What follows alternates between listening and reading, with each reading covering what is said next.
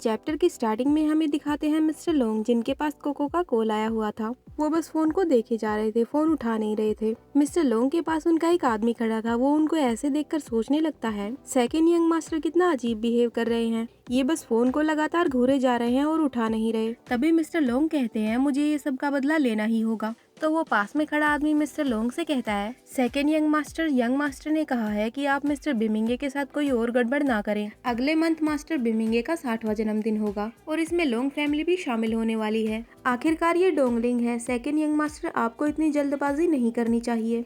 Elder master ने कहा है कि वो जल्दी ही यहाँ पर आएंगे। तभी मिस्टर लोंग कहते हैं, क्या हमारी फैमिली को बेइज्जती सहन करने का यही मौका मिला था? जुआन फेंग, क्योंकि तुम बिमिंगे से बहुत ज्यादा डरते हो तो इस मामले की देखरेख तुम करो और बिमिंगे को मैं खुद संभाल लूंगा। फिर जुआन फेंग कहता है, सेकेंड यंग मास्टर, क्या आपका ये सब करना जरूरी है? फिर मिस्टर लोंग कहते हैं, मैं उससे बदला ही नहीं बल्कि उसे उसके प्यार की हार भी चखाऊंगा। फिर जुआन फेंग कहता है, सेकेंड यंग मास्टर, क्या आप कोको नाम की लड़की पर हमला करने के बारे में सोच रहे हैं? उसके बाद जुआन फेंग सोचने लगता है, अगली बार मुझे इनके साथ में रहना होगा, क्योंकि ये बिमिंगे से एक बार पहले ही पंगा ले चुके हैं और अगर ये अब उनकी वुमेन को भी परेशान करेंगे तो बात बढ़ जाएगी। उसके बाद जुआन फेंग मिस्टर लोंग से कहता है, सेकेंड यंग मास्टर, आज रात आप डोंगलिंग छोड़ दीजिए और वापस ओरिएंटल लौट जाइए। आपकी नाराजगी दूर करने के लिए मैं कुछ करता हूँ। वो बस बिमिंगे की वुमन है, अगर आप चाहें तो हम उन्हें पैसे देकर कोशिश कर सकते हैं। फिर मिस्टर लोंग कहता है, दो आदमियों की लड़ाई में एक छोटी सी औरत का बीच में क्या मतलब? मुझे बस खुद से मतलब है और उस लड़की पर मुझे पूरा ध्यान देना है। मैं उसे अपना बनाकर रहूंगा। तभी वो आदमी कहता है, सेकेंड यंग मास्टर, आपने तो कभी नहीं कहा था कि आपको किसी से प्यार है। उसके बाद मिस्टर लोंग कहते हैं, हाँ हाँ, तुम्हें क्या लगता है मैं बस पूरा दिन लड़ना और मरना ही जानता हूँ?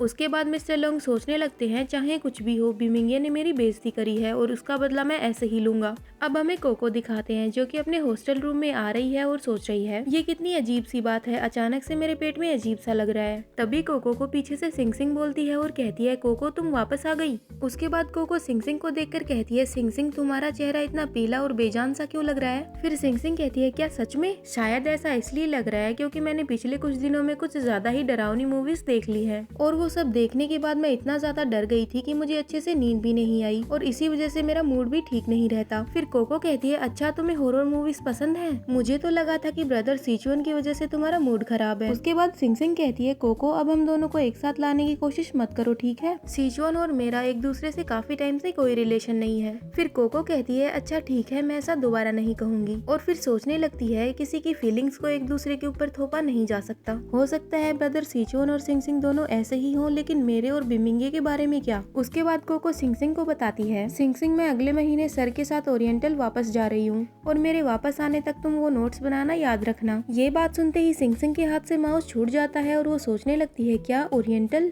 मुझे लगता है कि मुझे उस दिन उसके साथ जाना पड़ेगा। सिंग सिंग के हाथ से माउस गिर गया था तो कोको उसे देखे जा रही थी, तो सिंग सिंग अपना सर टेबल पर रखकर कहती है, मैं ठीक हूँ, बस मेरे हाथ से फिसल गया। उसके बाद सिंग सिंग सोचने लगती है, नहीं मैं उसके साथ नहीं जाऊंगी, डोंगलिंग में कानून और शासन है, ऐसा नहीं हो सकता, मु सिचुअन मुझे कहीं भी जबरदस्ती नहीं ले जा सकता है। उसके बाद हमें एक दिन पहले का सीन दिखाते हैं, जहाँ पर सिंग सिंग सिचुअन के साथ थी और सिंग सिंग सोच रही थी, क्या समाज में कानून और शासन नहीं है क्या? तभी सिचुअन उससे कहता है, छोटी लड़की, मुझे तुम्हारी बॉडी की सच में काफी याद आई। और फिर सिचुअन सिंग सिंग को किस करने लगता है। सिंग सिंग सिचुअन को धक्का देने की कोशिश करती है और उसे कहती है, अच्छा होगा कि आप मुझे यहाँ से जाने दें, लेकिन सिचुअन खुद ही पीछे हट जाता है और सिंग सिंग से कहता है, क्या तुम्हें पता है कि आज रात मेरे ऑफिस में कौन आया था और उसने मुझसे क्या कहा? तो सिंग सिंग कहती है, आपके ऑफिस में चाहे कोई भी आया हो, मुझे उससे क्या लेना देना? फिर सिचुअन सिंग सिंग से कहता है, तुम्हें शाओकिंग और शाओवान को जानना चाहिए है ना? फिर सिंग सिंग कहती है, आपके कहने का मतलब क्या है? मेरे डैड और मेरे बड़े भाई आए थे। अब नेक्स्ट सीन में हमें वापस से कोको दिखाते हैं, जो कि सो रही होती है और नींद में वही चीज बोल रही होती है कि मुझे मत मारो। उसके बाद कोको एकदम से उठ जाती है और सोचने लगती है, आखिरकार मुझे बार बार एक ही बेकार सपना क्यों आ रहा है? उसके बाद कोको अपनी आंखें खोल के सामने देखती है तो सामने एक जैकेट टंगा हुआ था। उसके बाद कोको उसे देखकर कहती है, ये तो बस कपड़े हैं, मैं इससे डर गई। तभी कोको को याद आता है कि बिमिंगे ने उससे कहा था, अगर मेरी वुमन को मेरी याद आए तो क्या मैं उसके पास आ नहीं सकता? ये सोचकर ही कोको बिमिंगे के पास कॉल लगा देती है, क्योंकि वो उसकी आवाज सुनना चाहती थी। फोन उठाते ही बिमिंगे कोको से सीधा यही पूछता है, लिटिल गर्ल क्या बात है? कोको रोते हुए बिमिंगे से कहती है, नहीं कुछ नहीं, मैं तो बस तुमसे बात करना चाहती थी। बिमिंगे कहता है, क्या तुम्हें दोबारा से कोई बुरा सपना आया?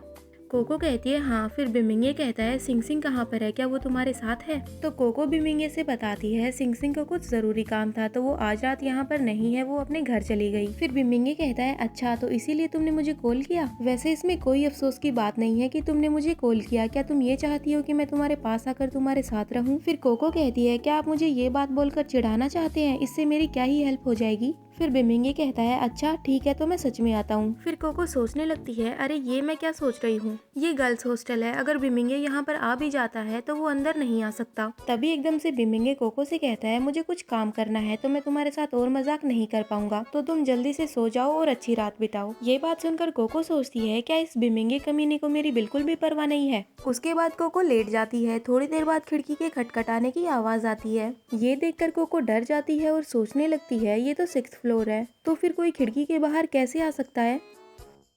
कोको धीरे धीरे विंडो के पास जाती है और डरते हुए सोच रही होती है मैंने अभी अभी किसी को विंडो पर थपथपाते हुए सुना था, क्या ये कोई भूत है? उसके बाद कोको बिमिंगे को कॉल करने लगती है और सोचती है सर प्लीज मेरी हेल्प करो। बिमिंगे की फोन की रिंग विंडो के बाहर से ही सुनाई दे रही थी और तभी बिमिंगे कहता है क्या तुम ये चाहती हो कि मैं 6th फ्लोर से नीचे गिर जाऊं या फिर तुम विंडो खोल दोगी? उसके बाद हमें दिखाते हैं कि बिमिंगे रूम के अंदर आ जाता है और कोको उसे देखकर काफी डर जाती है। उसके बाद कोको रोते हुए बिमिंगे को हग कर लेती है और उसे कहती है आपने मुझे बिल्कुल डरा दिया था, मैं मरने वाली थी। तुम आधी रात को विंडो पर थपथपा रहे थे, मुझे लगा कि कोई भूत है। फिर बिमिंगे कहता है तुमने शायद काफी डरावनी मूवीज देख ली है, क्या तुम्हें मैं कोई बिना पैरों वाली चीज लगता हूँ? अगर तुम में हिम्मत ही नहीं होती तो तुम मेरी वुमन कैसे होती? क्या भूत? मैं उससे बिल्कुल नहीं डरती हूँ, मैं अभी लाइट ऑन कर देती हूँ। वैसे आपने तो कहा था कि आपको कुछ काम है, फिर आप यहाँ पर क्या कर रहे हैं? फिर बिमिंगे कहता है वो तो बस तुम्हारे पास आने के लिए ड्राइविंग करना था। फिर कोको कहती है क्या आप पानी पीना चाहोगे, मैं आपके लिए पानी लेकर आती हूँ। तभी बिमिंगे कोको का हाथ पकड़ता है और उसे गोद में उठा लेता है। फिर बिमिंगे कहता है क्या पानी? मैं यहाँ पर पानी पीने नहीं आया हूँ, किस्मत से आज तुम्हारी रूममेट यहाँ पर नहीं है, इसीलिए हम दोनों आज रात यहीं पर सोएंगे। फिर कोको कहती है नहीं नहीं ये एक डॉर्मेट्री है, हमारी आवाज सबको चली जाएगी।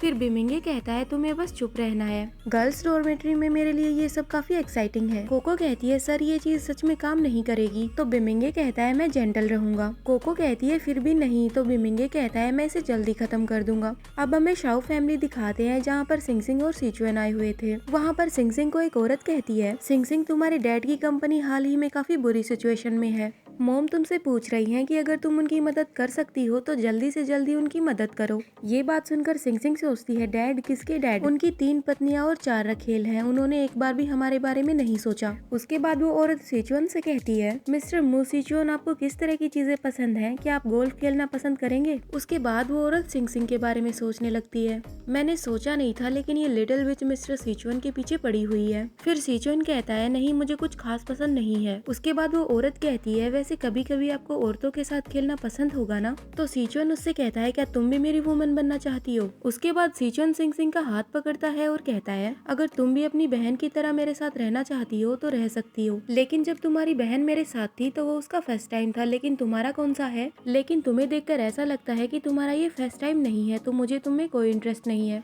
सिंग सिंग की बहन वहाँ से उठकर जाने लगती है और सोच रही होती है इस इंसान की हिम्मत कैसे हुई मेरी इस तरह से इंसल्ट करने की। सिंग सिंग एक नाजायज बेटी है, क्या मैं उससे अच्छी नहीं हूँ? तभी वहाँ पर एक आदमी आता है और सिचुअन से कहता है उसकी परवाह मत करो, उसे ज्ञान नहीं है। सिंग सिंग एक शरारती बच्ची है, उसने जब आपके साथ डेटिंग शुरू करी तो उसने हमें बताया ही नहीं, इसीलिए जब हमें पता चला तो हमने सोचा कि हम आपको यहाँ पर बुलाएं और हम आपसे पूछे कि आप इसके बारे में क्या सोचते हैं। तो सिचुअन कहता है सिंग सिंग एक बहुत अच्छी लड़की है और मैं इससे काफी सेटिस्फाइड हूँ, तो जो भी बात है तुम मुझे सीधा सीधा बता दो, मुझे और सिंग सिंग को लेट हो रहा है, हमें वापस भी जाना है। ये आदमी सिंग सिंग के डैड हैं। सिंग सिंग के डैड सिचुअन से कहते हैं क्योंकि अब यंग मास्टर सिचुअन मेरी बेटी को पसंद करते हैं और वो हमारी फैमिली का हिस्सा है, तो मैं सीधा सीधा कह सकता हूँ हमारी शाओ फैमिली को हाल ही में काफी प्रॉब्लम्स का सामना करना पड़ रहा है, हम काफी मुसीबत में हैं। वैसे हम नहीं जानते कि मिस्टर मू हमारी मदद कैसे करेंगे। फिर सिचुअन कहता है मुझे 6 बिलियन और शाओ में 30% शेयर चाहिए, अगर आपको ये प्राइस एक्सेप्टेबल लगे तो आप किसी भी टाइम कॉन्ट्रैक्ट पे साइन कर सकते हैं। फिर सिंग सिंग के डैड कहते हैं मिस्टर मू ये कीमत सच में काफी कम है, आखिरकार शाओ डोंगलिंग में सबसे 10 बड़ी कंपनियों में से एक है, 30% शेयर खरीदने के लिए 6 बिलियन काफी नहीं है। सिचुअन वहाँ से उठ के जाने लगता है और जाते जाते कहता है ऐसा लगता है कि तुम प्राइस से सेटिस्फाइड नहीं हो, तो मैं और सिंग सिंग यहाँ से जाते हैं। फिर सिंग सिंग के डैड पीछे से कहते हैं खैर 6 बिलियन भी 6 बिलियन ही होते हैं,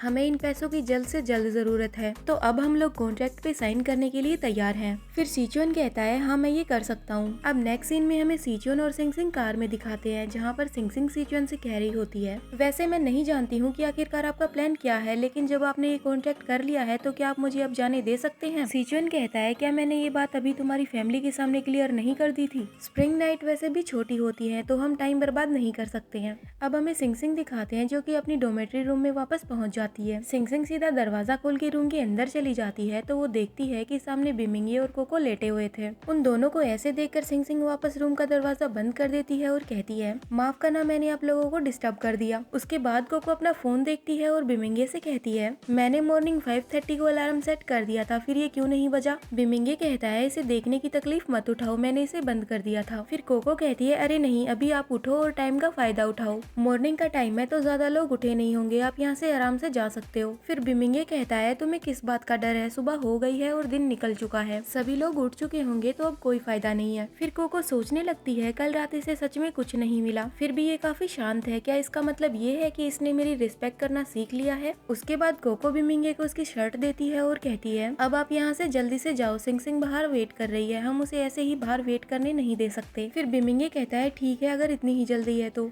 वैसे मैं अब कुछ दिनों तक बिजी रहने वाला हूँ तो मुझे तुमसे मिलने का टाइम नहीं मिलेगा। तो कोको कहती है ठीक है आपको जो करना है वो करो, आप मेरी चिंता मत करना, मैं अच्छे से रहूंगी। फिर बिमिंगे चिढ़ते हुए कहता है हाँ मैं जानता हूँ कि तुम्हारी लाइफ अच्छी होगी, तुम मेरे बिना भी अच्छे से रह सकती हो, है ना। फिर कोको बिमिंगे की शर्ट के बटन बंद करने लगती है और साथ ही साथ सोच रही होती है देखते ही देखते कैसे ये आदमी एक बच्चे की तरह बन गया है, ये अपने काम खुद भी नहीं कर सकता। उसके बाद बिमिंगे कोको से कहता है क्या तुम अब मुझे बाहर भेजने वाली हो। फिर कोको कहती है नहीं नहीं, मैं आपको बाहर नहीं भेज सकती हूँ, लेकिन क्या आप ये चाहते हो कि मेरे कमरे में एक आदमी के होने की वजह से मुझे परेशानी हो। अब हमें डोमेट्री की लड़कियां दिखाते हैं जो कि आपस में बातें कर रही थी और स्कूल के लिए तैयार हो रही थी। तभी बिमिंगे जल्दी से उन लड़कियों के पास से निकल जाता है। तो वो लड़कियां कहती है क्या तुम्हें भी ऐसा ही लगा कि अभी अभी कोई आदमी यहाँ से जल्दी से निकल गया। उसके बाद हमें बिमिंगे दिखाते हैं जो कि सोच रहा होता है उसे कोको और सिंग सिंग ने क्या कहा था कि अगर बाहर जाने के बाद तुमसे कोई पूछे कि तुम कहाँ से आए हो तो ये मत कहना कि तुम डोमेट्री में थे। क्या सिंग सिंग और कोको मुझसे इतना परेशान हो गई थी। सिंग सिंग और कोको बिमिंगे को जाते हुए भी चुप कर देख रही थी कि कहीं कोई उसे पकड़ ना ले। तभी वो दोनों देखते हैं कि बिमिंगे एक औरत से वहाँ पर खड़े होकर बात कर रहा था। वो वही औरत थी जिसे डोमेट्री का चार्ज दे रखा था। सिंग सिंग और कोको ये सब देखकर डर जाते हैं कि अब हम लोग पकड़े गए, लेकिन तभी वो देखते हैं कि बिमिंगे आराम से उससे बात करके वहाँ से निकल जाता है।